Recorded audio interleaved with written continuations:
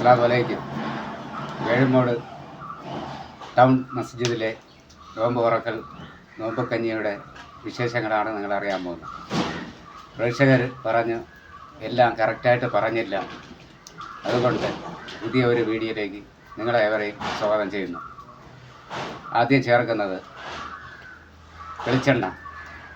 വെളിച്ചെണ്ണ ചേർത്ത് പട്ട, ഗ്രാമ്പു, ഏലക്ക, തക്കോലം ഇട്ട് വെളുത്തുള്ളി, സവാള, ചെറിയ ഉള്ളി ഇതിട്ട് നമ്മൾ വെള്ളം പിടിക്കും. വെള്ളം നിറഞ്ഞതിന് ശേഷം നമ്മൾ ചേർക്കുന്നത് തക്കാളി, വെണ്ടയ്ക്ക, ചെറിയ ഉള്ളി, ക്യാരറ്റ്, തൊണ്ടൻമുളക്, കാരിമുളക്. അത് കഴിഞ്ഞ് ഇഞ്ചി, പിന്നെ തേങ്ങ, ഉപ്പ്, പിന്നെ അത് കഴിഞ്ഞിട്ടാണ് നമ്മൾ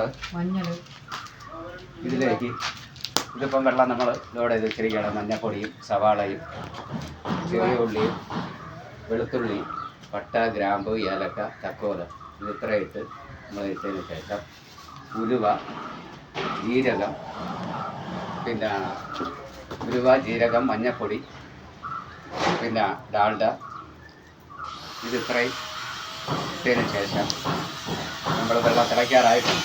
അടുത്ത് തന്നെ ഇതെല്ലാം ഓരോന്ന് ചേർക്കാം. തക്കാളി, ചെറിയ ഉള്ളി, കാരിമുളക്,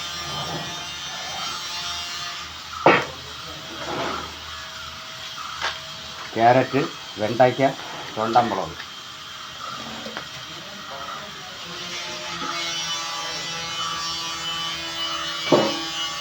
അത് കഴിഞ്ഞിട്ട്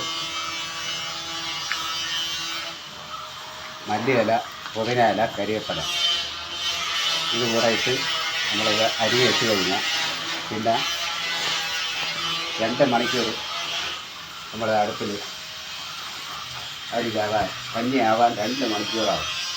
2 മണിക്കൂർ വരെ ഈ വിറകിൽ തീയുമായിട്ട് ഇങ്ങനെ കിടന്ന് സെറ്റായതിന് ശേഷമാണ് നമ്മൾ കടുക് താളിക്കുന്നത്. കടുക് താളിക്കുന്നത് കരിവേപ്പില, വറ്റൽമുളക്, ചെറിയ ഉള്ളി, പിന്നെ അത് ഇത്രയും ഇട്ട് താളിച്ചതിന് ശേഷം ശകലം മുളക് പൊടി ആ എണ്ണയിലിട്ട് കൂപ്പിച്ച് നമ്മൾ ഒഴിച്ചു കഴിഞ്ഞാൽ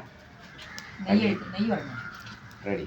കഞ്ഞി പോരാ സമയത്ത് പട്ട, ഗ്രാമ്പു, ഏലക്ക, തക്കോലം പൊടിച്ച് ഊറ്റി നെയ്യും കൂടെ ഒഴിച്ച് ഒരു 10 മിനിറ്റ് അടച്ചിടന്നിട്ട് തുറന്നു കഴിഞ്ഞാൽ കഞ്ഞി പോരാനുള്ള സമയം 3 മണിയാകുമ്പോൾ കഞ്ഞി കൊടുത്തു വിടണം.